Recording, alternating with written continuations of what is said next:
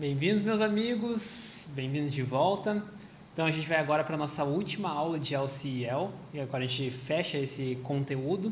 A gente já viu então como é que a gente faz a criação de chains mais simples utilizando LCL. Depois a gente já viu como é que se faz umas chains um pouco mais complicadas, né, com RAG, quando a gente utilizou o Rumble Parallel, o Rumble Pass-Through. E também a gente viu como é que a gente utiliza os fallbacks das LCLs, né?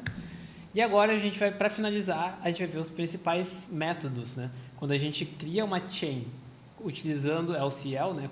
Utilizando os pipes, a gente vai ter que criar essa estrutura de runnables, né?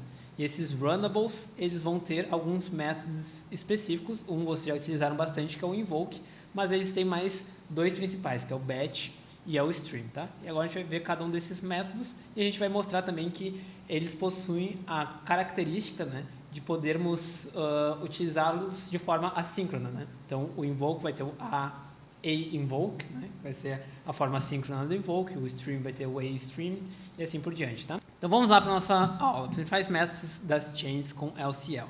Então, sempre quando a gente está utilizando os pipes para criar essas estruturas, componentes, né, modulares que formam uma chain, eles vão ser chamados pelo LangChain de runnables, né? Ou seja, estruturas que são rodáveis, executáveis, né?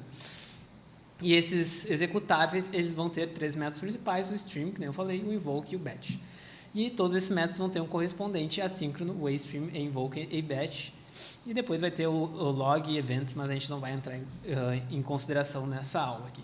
A gente vai ver os três primeiros e o a-stream, tá? Também, porque acho que a gente já viu mais que o suficiente nesse curso para o que a gente precisa, né, de agents. Então, começando, né, com uma chain bem simples, então a gente vai criar esse runnable, que é apenas o nosso prompt mais model. Nosso model GPT 3.5 Turbo e a nosso prompt é cria uma frase sobre o assunto e daí vamos ter que passar o assunto para ele, tá? O primeiro é o invoke, que vocês já viram várias vezes, né, mas só para a gente colocar junto dos seus irmãos, então é importante, tá? Ponto invoke assunto. Hoje vai ser cachorrinhos e não gatinhos, tá? Cachorrinhos. Tá aí, perfeito. Então o invoke é como a gente chama da forma mais simples possível esses nossos runnables, né? Quando a nossa entrada, no caso, em geral, vai ser um prompt, né? E quando esse prompt ele tem apenas uma input, no caso assunto, a gente pode chamar esse runnable sem um dicionário, tá? Ele vai até mostrar aqui que dá um warning, mas ele consegue rodar. Não recomendo, eu recomendo que vocês sempre passem as keys certinhos. Se tem uma key assunto que vai ser substituída dentro do nosso prompt template, passem o assunto. E se tiver mais de uma, daí daria um erro. Acredito eu que daria um erro. E, claro, sempre fica mais legível, mais compreensível se a gente utiliza certinho como deveria ser. Então, no caso da formatação do prompt, a gente utiliza dicionários, tá? Mas é possível fazer dessa outra forma, só para que vocês saibam, tá? Então, na verdade, isso aqui deveria estar aqui, ó. Tá? Próximo método é o stream. O que é o stream? É quando nós estamos construindo uma estrutura de chat, uma conversação com a pessoa. É sempre legal a gente começar a mostrar as outputs do modelo assim que a gente vai tendo essa output. E o stream, ele cria aquela impressão que nem a gente tem quando está utilizando o chat GPT, mais dinâmica, né? Então a gente manda uma pergunta e conforme ele vai processando as respostas, ele já vai mostrando para o usuário. Cada tranchezinha que ele vai processando, ele já mostra para o usuário. Isso é feito utilizando um método de stream, né? Então, from chunk que ele está recebendo, chunk in chain.stream assunto cachorrinho. Então, vou fazer um for aqui, for loop, porque para esse for ele vai estar processando cada chunk recebida pelo meu stream, tá? Opa. For. Beleza. Print chunk.content, já que isso vai ser o retorno de um chat model, vai ser uma mensagem de chat, então eu tenho que pegar o ponto content dela n igual a isso. Você já deve ter visto isso em outros cursos, né? Que ao invés de dar uma quebra de linha, cada vez dar um print, ele não vai fazer nada. E aqui eu posso dar um flush through para evitar qualquer problema. E, ó, vocês viram que deu aquele formato, né, de stream, né? Ó. Viram? Vocês podem testar aí, podem testar para outputs um pouco mais longos. Então, peçam para ele escrever um texto lá com 1000 palavras. Daí ele vai escrever e vocês vão ver certinho aquele formato de stream, tá? Para vocês reverem. Então, conforme a gente vai recebendo, já vai estar mostrando para o nosso usuário. Isso o método stream consegue fazer. E outra possibilidade é utilizar o método batch. O que o batch faz? Ele consegue processar em paralelo múltiplas entradas. Então, se eu quiser dar chain.batch e chamar para diversos assuntos diferentes, então vou chamar assunto cachorrinhos,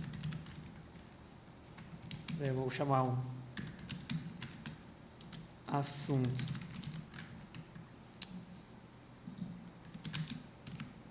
gatinho e um assunto cavalinhos. Ele vai rodar em paralelo e vai já gerar a resposta para os três, né? Para o primeiro, para o segundo e para o terceiro, tá? E tudo isso em paralelo, ou seja, o tempo vai ser aproximado de uma única chamada, tá? Claro, ele é em paralelo, mas a gente tem que sempre cuidar também de não fazer tantas chamadas ao mesmo tempo para uma API, porque ela pode dar algum erro de limitação, né, de rate limit. Então, a gente também pode configurar o máximo de chamadas que ele faz ao mesmo tempo dessa forma. Max concurrency de 5, por exemplo. Então, assim, ele vai fazer, digamos que eu tenho 10 chamadas, ele vai fazer as 5 primeiras juntas, depois as próximas 5. Então, ele vai sempre agrupar em 5, tá? No caso que eu tenho 3 aqui, não vai fazer diferença nenhuma. E por último, o método que a gente vai ver vai ser o aInvoke, então o invoke assíncrono. Para isso, ele vai utilizar toda a estrutura do async.io, né? Que é a estrutura de paralisação do Python. Para ser sincero, eu nunca utilizei muito async.io, porque eu sou mais das antigas, que eu já utilizava threads, né? Então, eu sempre, quando eu utilizei mais concorrência, eu utilizei threads ou multiprocessing e eu utilizei pouco async.io. Mas vou dar um exemplo aqui simples do que eu sei, tá? Então, vou dar um processa chain input. Então, a gente vai ter que fazer uma função que rode assíncrono para conseguir lidar com essa chamada que a gente vai fazer. Resposta vai ser igual a await. E aí vocês podem ir copiando, porque não é uma aula de async.io, tá? Inclusive, se vocês tiverem curiosidade, já precisaram de utilizar a concorrência, né? Ou seja, paralelização dos seus scripts, vocês podem falar aqui para nós que a gente pode ver de fazer curso sobre isso, caso não tenha hoje ainda na plataforma, né? Return resposta. Tá? E agora como é que eu faço a chamada assíncrona? Vamos chamar de task1, vai ser igual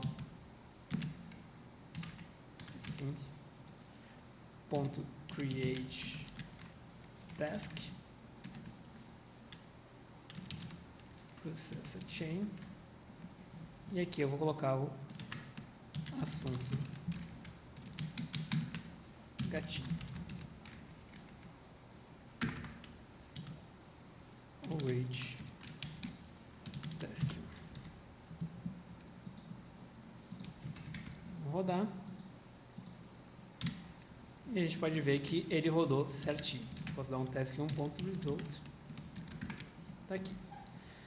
Legal, show de bola, sim. E isso aqui é assíncrono. O que quer dizer assíncrono? Se eu colocasse 2, 3, 4 chamadas, todas estariam rodando em paralelo. Então, ele não fica esperando aqui até esta linha do código rodar, que é como funciona Python, né? Python, por default, né, por padrão, ele não é assíncrono, ele é linear. Então, primeiro eu rodo uma linha, espero que ela termine de ser processada, daí eu rodo a próxima, espero que ela termine de ser processada, daí eu rodo a próxima e assim por diante. quando a gente utiliza métodos assíncronos, então isso aqui ele já vai enviar, começar a processar isso no background, e se tivesse outras tarefas aqui, eu ia continuar processando isso em paralelo. Então se eu colocasse task 1, task 2, task 3 aqui, vamos colocar aqui, ó.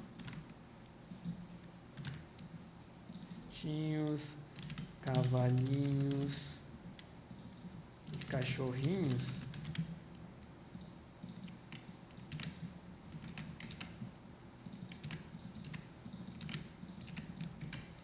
Ó, ele não vai esperar que eu rode a task 1 para começar a rodar a task 2. E não vai esperar que eu rode a task 2 para rodar a task 3.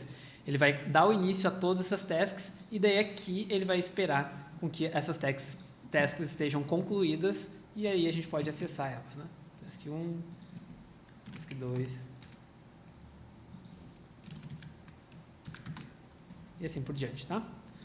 E agora, para a gente ver qual a diferença de utilizar a Sync.io com utilização de uma chain normal, vamos fazer um teste aqui. Então, vou dar um import time. Igual a time. Assim eu vou conseguir saber exatamente quanto tempo está sendo, algo está demorando para ser rodado. Tá?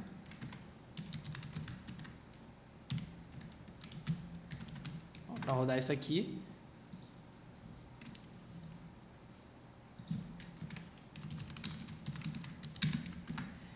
Para rodar essa aqui, ele demorou exatos 0 segundos. Obviamente, não tem nada aqui dentro, né? Então, vamos fazer isso utilizando a Sync.io, que isso é paralelizável, como eu falei. Então, ele vai rodar essas três ao mesmo tempo e daí vai esperar que elas sejam concluídas. Vamos ver. 2.4 segundos, rodando de novo. 1.1, 1.16... terminando de 1.2 segundos, mais ou menos, tá? E se eu utilizasse um invoke normal, quanto tempo demoraria? Então aqui a gente vai trocar por chain.invoke.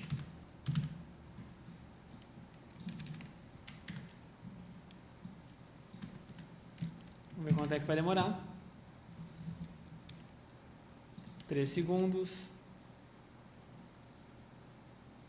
3.4 segundos. Vocês podem ver que assim não está paralelizado, né? Ou seja, ele tem que terminar de rodar o primeiro para rodar o segundo, daí terminar de rodar o segundo para rodar o terceiro. Diferente de quando a gente utiliza a Sync.io, tá? A gente não vai utilizar mais no nosso curso, fica aí como um conhecimento a mais para vocês saberem que existe e principalmente para vocês saberem que todos os runnables, eles são paralelizáveis, todos os runnables podem ser rodados de forma assíncrona, o que é bem interessante e que aumenta também o poder de quando a gente está utilizando else e el. Tá? E assim a gente termina esse primeiro módulo, primeira etapa do nosso curso, encerramos ela aqui. Acredito que vocês saibam tudo que vocês precisam de SEL e talvez um pouco mais. E espero também que vocês tenham gostado desse primeiro módulo e nos vemos então no próximo, onde a gente vai falar de adição de funções utilizando o LangChain. Tá?